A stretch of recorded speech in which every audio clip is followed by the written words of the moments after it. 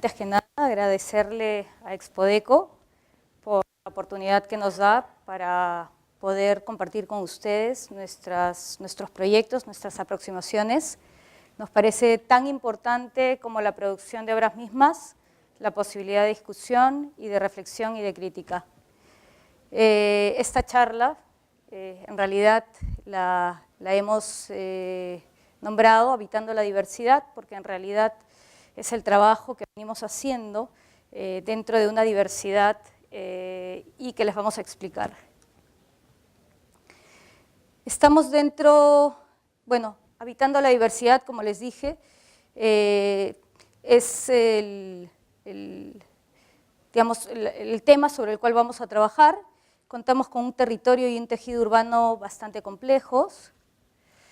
Lima está inserta dentro de un desierto costero, de líneas muy tenues, colores tenues, temperaturas bastante parejas, carencia de lluvias. Y tenemos además el legado de una arquitectura precolombina, Puruchuco, Cajamarquilla, Chanchán, con muros anchos de barro, la ocupación máxima de lote, la generación de recintos, también recorridos, rampas, pero Lima también colinda, está en el límite con la cordillera al este, y tanto cerros como una vegetación agreste comparten un mismo territorio.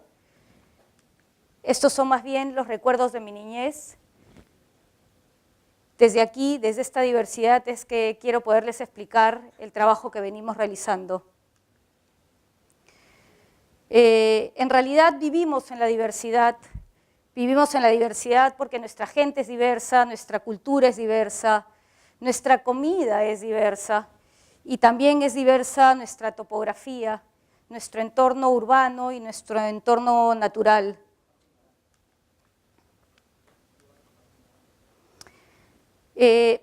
Venimos realizando durante hace varios años una serie de proyectos de pequeña escala, proyectos sobre todo residenciales, que nos han permitido trabajar en una suerte de laboratorio, un laboratorio que nos ha permitido además acercarnos a una serie de inquietudes para después poder pasar a proyectos de mayor escala.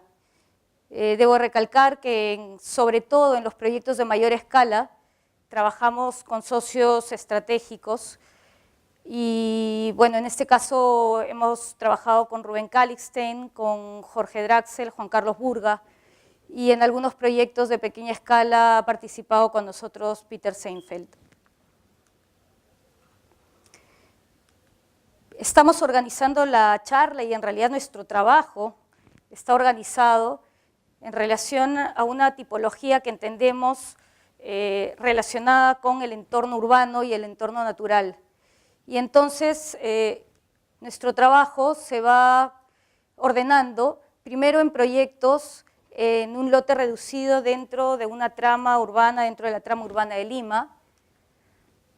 La segunda tipología, los proyectos cuyos lotes están en esquina, también dentro del entorno urbano de la trama urbana limeña. Los proyectos donde el paisaje son determinantes en la definición del proyecto.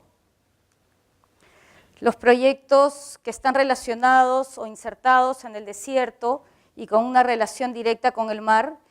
Y finalmente, proyectos que son los que nos vienen ocupando ahora, que no están relacionados con este entorno urbano o natural, sino más bien con una necesidad de la búsqueda de lo íntimo, la intimidad. Y entonces paso a explicarles algunos proyectos de la primera tipología, que son los proyectos de lotes reducidos dentro de la trama urbana de Lima. Estos generalmente están dentro de distritos residenciales ya consolidados, por lo que empezamos a trabajar desde la ocupación máxima del lote, ya que está encajado, delimitado por lotes ya establecidos, y comenzamos a excavar hacia el interior. Además nos interesa generar un recorrido procesional legado de la cultura precolombina, como comentamos, a través de una serie de espacios secuenciales, de secuencias de espacios que nos permiten ir desde lo más público, desde la calle, hacia lo más privado, hacia la intimidad misma del hogar. El primero de los proyectos dentro de esta tipología es la casa-calle, también en lote reducido, en la manzana constituida, y entonces decidimos generar un orden topográfico. ¿Por qué un orden topográfico? Porque podemos pasar por encima o por debajo de la calle. En realidad decidimos que esta calle lateral iba a ser como una tercera fachada, no solamente la frontal y la posterior, ¿no? Y esto nos permite en realidad pasar por encima del puente, tener abajo el patio en semisótano, el ingreso hacia el fondo. Acá estamos en el otro sentido, nos encontramos con el hall de ingreso, con este espacio ahí abierto, rematamos en una suerte de terraza y finalmente en la piscina. Una serie de momentos que se dan a través de esta calle. Esta es la vista ya desde el otro extremo. Y entonces esta calle que trabajamos lateralmente la hacemos con uno de sus lados de manera oblicua, de tal manera de poder acentuar la perspectiva, aquella perspectiva que en realidad generalmente es natural en una calle, pero que decidimos acentuarla para poder justamente remarcar el remate, este remate de acá, que es la piscina, la caída de agua. Acá está el segundo piso, ¿no? Y después, dado que tenemos un clima bastante benigno, nos interesaba la disolución entre el interior y exterior, quiere decir abrimos las mamparas, tenemos un mismo techo y nos permite la proyección del interior hacia el exterior y viceversa, la misma fluidez espacial, la misma relación espacial fluida, la tenemos en el interior, trabajamos siempre luz cenital, quiere decir luz que viene desde el cenit, de arriba, nos acompaña la circulación vertical, pero también nos acentúa la posibilidad de esta fluidez espacial. Algunos detalles de cómo trabajamos la luz cenital, algunos detalles arquitectónicos, cómo nos interesa a veces que los muebles pasen a ser parte de la arquitectura, en realidad se convierten en muebles arquitectónicos, ¿no? Y algunos detalles del puente. La casa giro, que también está dentro de esta tipología, en realidad establece una suerte de vacíos distintos al primero. Primero porque es un lote que se relaciona con el parque, el lote nace del parque, de la relación con el parque. Acá está el parque, acá está el proyecto. Además el proyecto se encuentra en un lote bastante irregular por encontrarse justo en el punto de giro del parque. Como podemos ver, hacia este lado va girando el lote, y entonces decidimos que en este caso el parque, perdónenme, sí que se me fue, ya, decidimos que el parque debía de incorporarse o debía de meterse dentro del proyecto, y lo hacemos a través de la generación de un espacio vacío, en este caso el jardín, que atraviesa siempre los recintos colectivos, los recintos de convivencia de la casa, y aparecen en proyección hacia el otro lado. Acá lo vemos con claridad, en corte, tenemos que siempre los espacios están relacionados con dos espacios vacíos que son los jardines. El otro corte, y acá podemos ver cómo se relaciona justamente el jardín con el proyecto, nos permite sentir que la sala está rodeada de un jardín y en el fondo también tenemos la proyección del jardín. Esto nos permite una disolución de los espacios, nos permite la disolución del interior y el exterior. Lo mismo sucede con la escalera, porque la escalera parece más pertenecer al exterior que al interior mismo. Acá tenemos otra foto y podemos ver aquí el detalle de la escalera, que está diseñado en una estructura metálica muy ligera y los pasos translúcidos de tal manera de permitirnos esa proyección que queremos entre el interior y el exterior. ya a manera de emplazamiento, definimos que los volúmenes se fueran de alguna manera ubicando de manera tangencial al recorrido multidireccional de este lado de la casa y nos permite además comenzar a sentir cómo el parque va recorriendo los intersticios de la casa. Adicionalmente, nos permite sentir también este espacio en movimiento dentro del proyecto.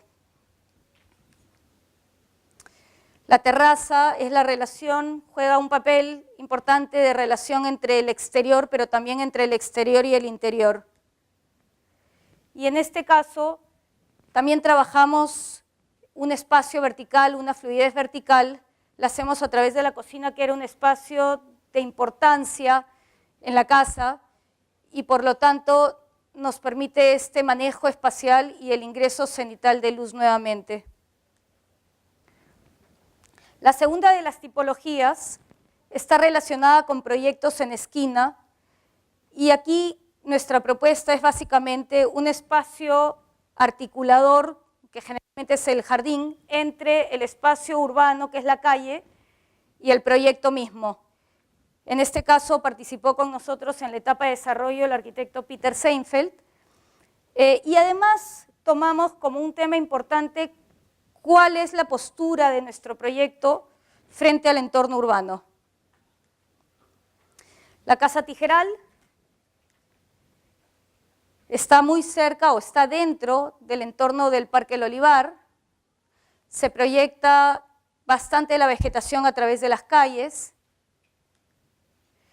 y entonces tenemos este gran jardín como ese espacio articulador que les comentaba entre el proyecto y la calle. La Casa Tijeral toma su nombre del tijeral que nos permite autoportar en volado este volumen. Tenemos un cruce de volúmenes en la parte justamente posterior, opuesta a la calle. El volumen posterior nos está permitiendo asumir la relación con un edificio de 5 pisos que teníamos en el fondo. Cuando el cliente decide o quiere comprar el terreno, tenía la duda de qué iba a hacer con un edificio de 5 pisos que sus recintos, algunos de sus recintos miraba hacia nuestro terreno. Y entonces me llamó y me dijo, quiero que veas y que me digas si es que te parece que debo de comprar el terreno. Le dije, mira, cualquier dificultad siempre es una fortaleza en el proyecto, así que cómpralo y de todas maneras veremos cómo resolvemos el problema. Entonces, perdónenme.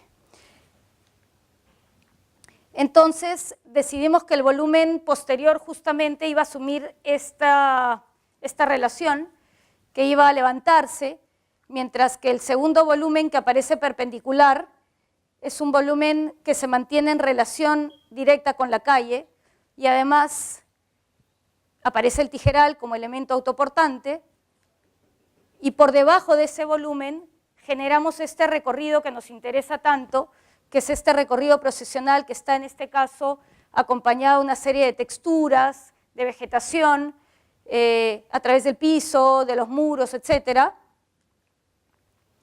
El tijeral por dentro, y esa relación y ese interés que tenemos por la relación con el entorno urbano, y en este caso ese diálogo del tijeral con la calle y con la esquina. En el interior trabajamos secuencias espaciales que nos interesaban. Tenemos acá la terraza, que está debajo del volumen en volado, la sala en doble altura, que se relaciona con la sala de estar. Acá ya tenemos las fotos, la relación entre la terraza y la sala. Desde el otro lado, esta proyección de la sala hacia la terraza. Si abrimos las mamparas, básicamente tenemos un solo espacio proyectado hacia el exterior. La escalera trabajada de manera escultórica. La escalera siempre es un elemento que nos trae bastante ocupados en términos de diseño, con luz cenital. Y aprovechamos la separación que quisimos hacer con el edificio del costado para generar nuevamente esta iluminación cenital y esta posibilidad de fluidez espacial vertical. Nuevamente, clientes muy interesados en el espacio de la cocina como espacio para la familia. Y acá un pequeño detalle para comentarles, nuestros clientes habían regresado de vivir en Nueva York y querían que enchapáramos parte de la casa con ladrillo. Entonces no nos sentíamos cómodos con esa idea y comenzamos a pensar qué debíamos hacer para poder incorporar el ladrillo. Decidimos colocarlo como un elemento, en realidad como un gran cuadro enmarcado, a través además del ladrillo rococho muy propio nuestro, ¿no?, para generar esta textura y acompañar el recorrido del ingreso. La casa estudio, en realidad es un proyecto, todavía no está ejecutado, que también está dentro de esta tipología de esquina. Y aquí hay una diferencia, y es que este proyecto debía de albergar tanto trabajo como vivienda. Entonces decidimos que el trabajo debía de venir en la parte superior. La parte de vivienda decidimos que debía de ir hacia el lado más largo del lote, relacionarse con esa parte de su entorno, mientras que el estudio lo haría del otro lado. Entonces, para la vivienda generamos un eje central, termina en un patio, este patio de acá. El patio se convierte en realidad en el corazón del proyecto, alrededor sala, comedor, escalera, cocina. En las diferencias entre el espacio de convivencia de la casa y la zona de dormitorios, que era más amplia, generamos terrazas en los dos lados de la casa, y esto nos permite relacionarnos con una terraza y con el jardín de aislamiento de la calle. Además, al estar este espacio en sótano, nos permitía ocupar una parte del lote que era parte del retiro y que no debíamos ocuparla, y por lo tanto nos dejaba más capacidad para tener área libre. La parte ya del trabajo se va al segundo nivel, en realidad es el tercero, es el segundo porque uno de ellos está en semisótano. Y acá está el proyecto.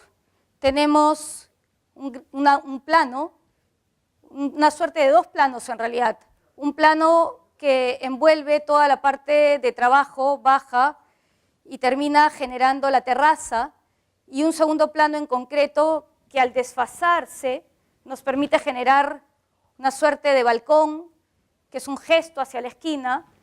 Adicionalmente, trabajamos esta viga absolutamente expuesta en esa relación que queremos justamente con la esquina, de tal manera de dejarla absolutamente evidenciada. Y trabajamos en todos los casos de las escaleras unas ranuras, porque por lo general hay espacios debajo y nos interesaba que funcionaran como pequeñas linternas de luz hacia el interior. La tercera tipología relacionada con el paisaje, generalmente en cercanía a la cordillera, son determinantes no solo del punto de partida del proyecto, sino también del emplazamiento y de la materialidad del proyecto. Trabajamos un estado de comunión entre lo natural y lo artificial, vemos cuál es el mínimo de las estrategias que podemos utilizar para poder trabajar de manera poética el proyecto, una comunión entre el entorno y el proyecto. La Casa Abanico es una casa que se encuentra en Chaclacayo, a 1 hora de Lima, quizás 2 con tráfico. Un terreno muy bonito porque el río Rímac pasa por la parte de abajo del terreno. Tenemos 2 niveles del proyecto, del terreno en realidad.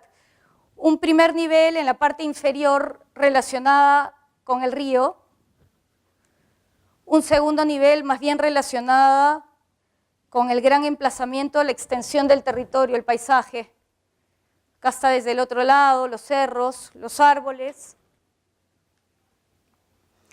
Y entonces hay un pensamiento de Casu Segers que siempre me interesó muchísimo.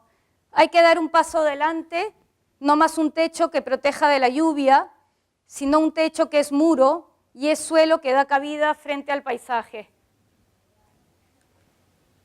Esto nos lleva en realidad a pensar en ese carácter poético que nosotros queríamos para la casa, y la primera pregunta que nos hicimos es ¿qué significa el río para nosotros?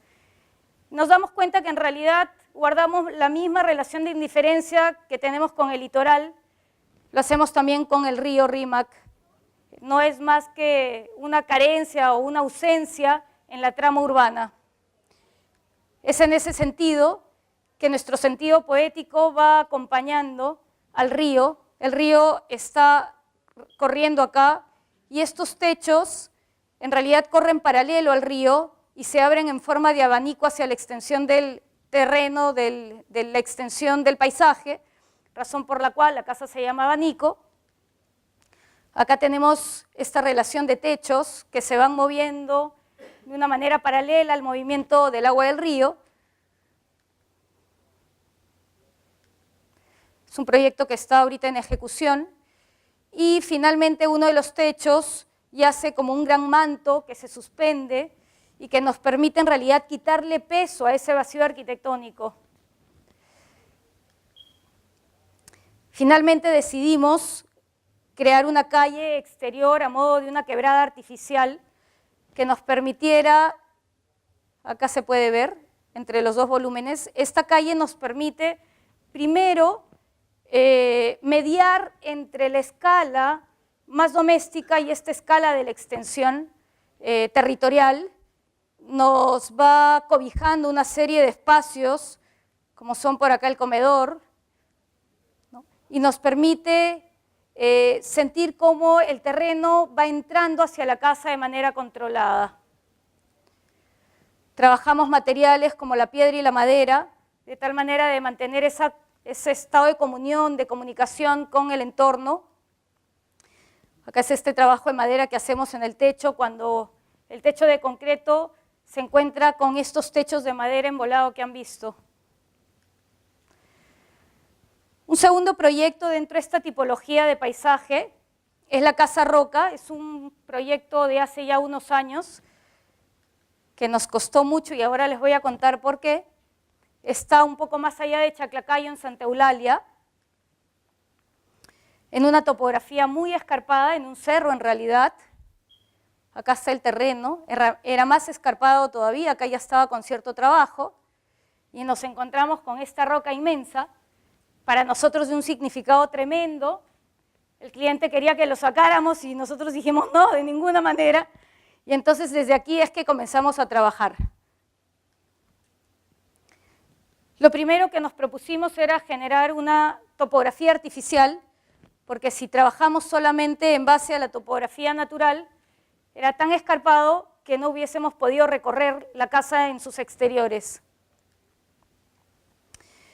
La propuesta es una propuesta disgregada de 3 volúmenes, 2 en la parte alta, que son estos 2 de acá arriba, y uno en la parte baja, que es este de aquí, por 2 motivos. Primero, por la pertinencia con el lugar y sobre todo por la pertinencia con la roca, que está, perdónenme, que está justo acá en el medio, ¿no?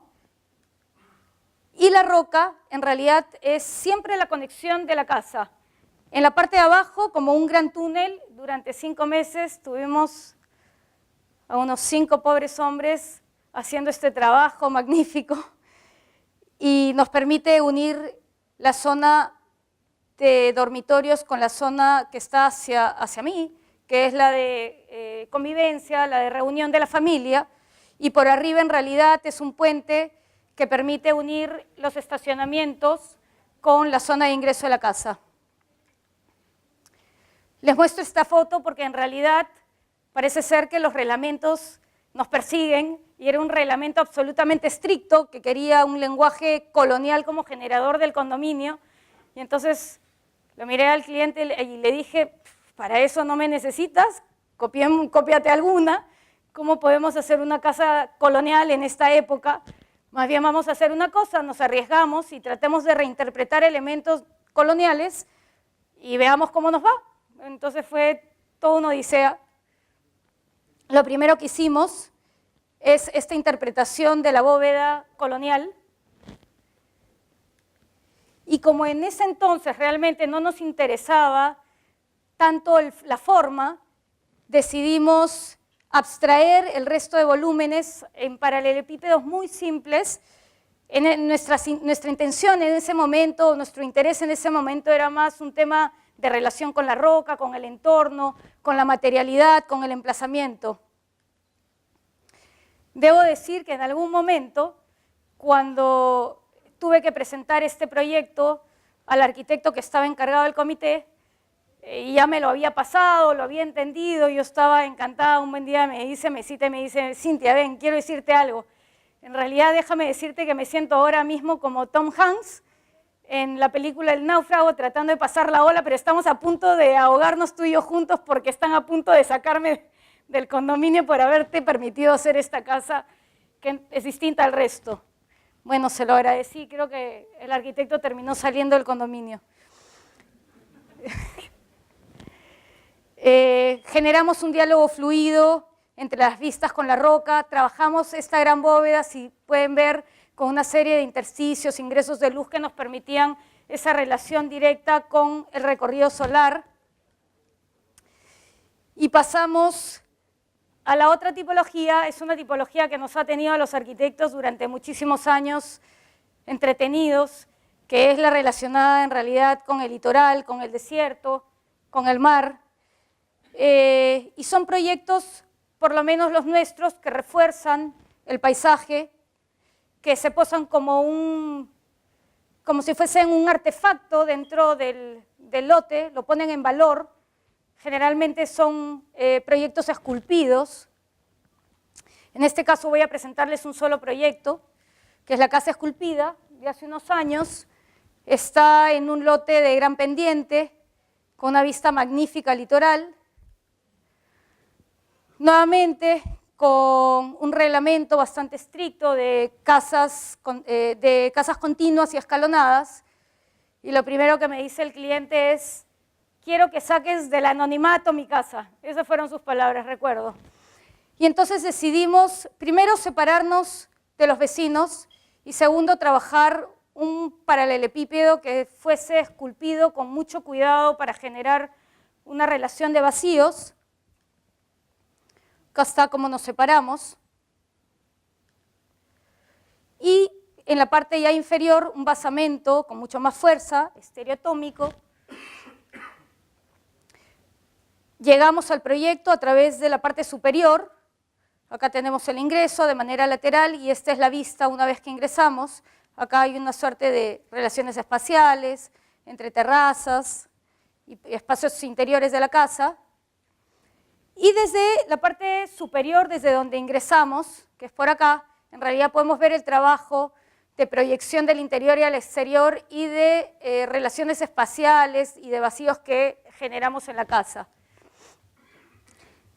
Esta es la vista. Desde ahí nace la escalera que une los 3 niveles de manera tangencial al proyecto. Y aprovechamos los intersticios, estas 2 separaciones que hacemos de la casa con los vecinos, para generar estas vistas inusitadas, que a ciertas horas la vista es súper enmarcada y magnífica. Finalmente, dentro de los proyectos de pequeña escala, tenemos este proyecto de acá, que lo venimos desarrollando ahora mismo, y acá nos interesa, y en los últimos proyectos nos interesa esa relación con lo íntimo, la búsqueda con la intimidad, la riqueza de lo que hay entre la casa y la calle, la gradación de la que So Fujimoto nos habla tanto. La casa sustraída está en la planicie, nuevamente dentro de un condominio, y el condominio ya había determinado, estaba predeterminada la posición de la casa hacia el este, dejando el jardín hacia el oeste. Sin embargo, vienen los clientes y la mujer me explica que ella en realidad creía en el Feng Shui y que ya había hecho las coordinaciones y las averiguaciones y que sus dormitorios debían de ver exactamente hacia el lado opuesto del jardín. El marido me mira y me dice, pero no existe, ¿cómo vamos a hacer? Me quedo sin casa. Le dije, no, tranquilo. Nuevamente, las dificultades generalmente son parte de la fortaleza de la casa. Déjennos trabajar y veremos qué hacemos. Fue la situación perfecta para pensar en un estado de intimidad en donde este es el segundo nivel, pudiésemos comenzar a generar los patios, estos espacios intermedios, estos espacios que nos permitían la relación tangencial. Este es el dormitorio principal y este es el dormitorio de la hija, eran los que se debían de relacionar hacia el este. Acá está en corte esas relaciones que generamos de patios, de espacios intermedios. Esta es la vista del dormitorio, se relaciona en realidad con este patio y de manera tangencial hacia la calle, y aquí está la terraza y hacia la parte posterior está el jardín. Decidimos en realidad comenzar a trabajar este proyecto a través de un gran paralelepípedo que pudiésemos ir esculpiendo con mucho cuidado, y para dejar evidencia de lo que estábamos esculpiendo, hacemos este cambio de la materia, ¿no? Y aparece como una gran alfombra que viene, sube y comienza a inundar el espacio excavado. El ingreso a la casa lo hacemos de manera tangencial, ya dentro de la calle interna del condominio. Y sí decidimos, ya que la sala, el comedor, estos espacios de convivencia debían de relacionarse ya de manera absolutamente directa con el jardín, trabajamos muy cuidadosamente el ingreso de luz, que está, digamos, también de una manera tangencial, porque nos interesaba también en estos espacios mantener ese estado de intimidad. Y nuevamente nuestras escaleras, elementos importantes, en este caso es casi como un objeto, hecho en corten, en un acero corten, que la idea era tener un material que fuese bastante efímero, no efímero, sino que, digamos, no se sintiera del todo cuál era el material, porque va cambiando conforme se va oxidando. Y pasamos a 3 proyectos de mayor escala, 3 proyectos que voy a pasar a compartirlo con ustedes. El primer proyecto es el proyecto que hicimos para el concurso del edificio corporativo de las oficinas para la Coca-Cola Perú, proyecto que ganamos, pero que por razones ajenas al estudio, al final, y habiendo obtenido además ya la licencia de construcción, se paró. Está en una zona industrial de muy poco valor, Surquillo, por lo menos esta zona de acá es muy industrial, es una zona que está con una serie de carencias. Y el cliente nos propone que quería una relación en realidad con un entorno verde. Nos obliga esto a generar un paisaje artificial, envolvente, que es toda la vuelta, pero decidimos que en el segundo nivel, que es este de acá justamente, capturábamos en el interior, en una suerte de patios triangulares, toda la vegetación, y que el entorno o el perímetro de este volumen en realidad iba a ser bastante cerrado para controlar las visuales que habían hacia los hangares de los 3 lados en realidad. Acá está el primer nivel. En realidad el primer nivel es una suerte de volúmenes que van girando y van generando un recorrido multidireccional. Y este es el segundo nivel, y aquí aparece patio, el otro patio y el patio de atrás, y esta suerte de muro absolutamente contenido. Esta es la relación que queríamos. Queríamos que este nivel se relacionara con este espacio absolutamente controlado por nosotros, generado por nosotros. Ya en el primer nivel tenemos la suerte de recorridos multidireccionales que permiten ir percibiendo el jardín, el paisaje creado desde distintos ángulos. Comenzamos además a trabajar a detalle cada uno de los muebles y, por ejemplo, aquí el mueble es parte o continuidad de un elemento arquitectónico que es la escalera. En la diferencia entre el volumen superior y los inferiores, generamos una suerte de terrazas que permitieran espacios de desahogo. Nuevamente las terrazas. Y nos parecía importante en un edificio de esta envergadura poder tener cierto espacio público en la parte exterior, y el cliente nos miraba y decía, pero yo quiero seguridad, no quiero espacio público, y entonces ese teje y maneje con el cliente fue bastante complicado. Decidimos utilizar el container como un referente directo de la marca, y ahí el restaurante, el comedor, con una vista directa hacia el jardín que habíamos creado. El siguiente proyecto es un proyecto que desarrollamos para un concurso, el concurso de la Universidad UTEC, un concurso privado, con más o menos 40.000 metros de área construida, que desarrollamos con Juan Carlos Burga y con Jorge Draxel. Acá está el proyecto. Y el proyecto está mediando entre Miraflores y Barranco. El terreno, además, está totalmente rodeado por una vía vehicular de gran velocidad, lo que lo deja básicamente aislado.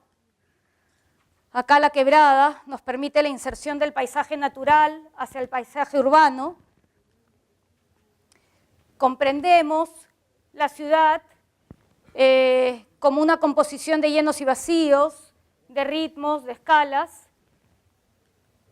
Y nuestra propuesta es en realidad esta continuidad del tejido urbano.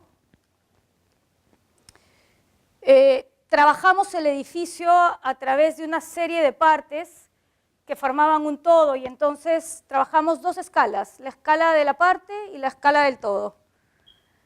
La escala del todo, percibido en lejanía y a un nivel más bien urbano, acá lo podemos ver, y la escala de las partes en cercanía y relacionado más bien con lo barrial.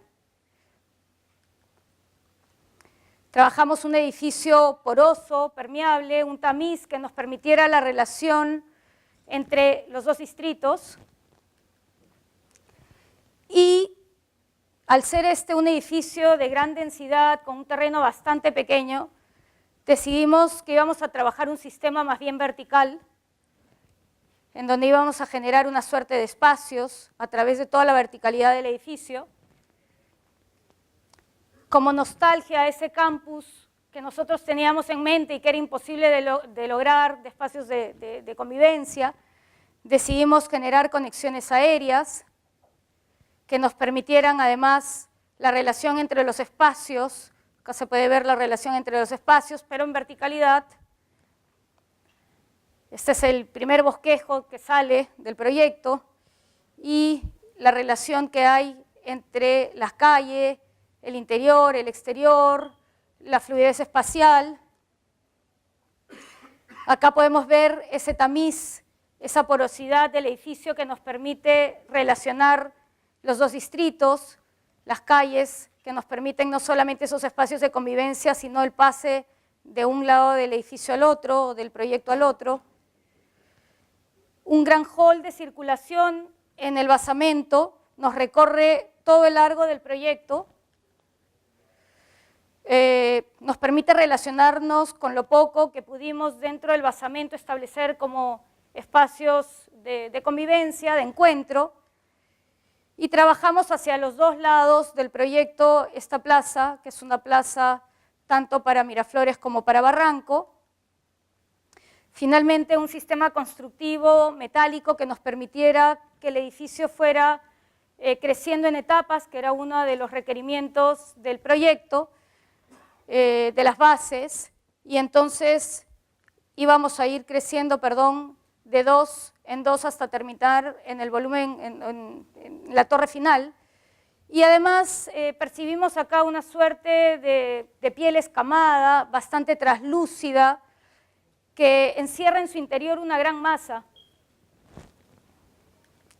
Y finalmente, este es un edificio que venimos desarrollando, es un edificio de vivienda temporal, Es un edificio que compartimos con Juan Carlos Burga, Jorge Draxel y Rubén Calixten en un lote reducido. Y como nos vemos nuevamente con un proyecto de gran densidad, trabajamos una suerte de vacíos al interior que nos permitan relacionar los espacios de convivencia al interior, justamente en el centro del proyecto, como eje neurálgico, acá justamente. Estos son los espacios. Esta es la escalera, que es parte también de este corazón, de esta fluidez espacial. En el nivel del ingreso decidimos relacionarnos con el jardín. Acá lo tenemos en corte, es esta relación que establecemos. Y acá la tenemos en vista. Y como el jardín en realidad era un espacio bastante pequeño, decidimos generar un jardín más bien urbano, un jardín a nivel de grandes maceteros, de unas macetas de concreto, que permitieran capturar pequeñas zonas de convivencia. Finalmente el edificio, que establece una diferencia, una relación entre sus caras debido al emplazamiento y el asoleamiento que recibe. Eso es todo, gracias.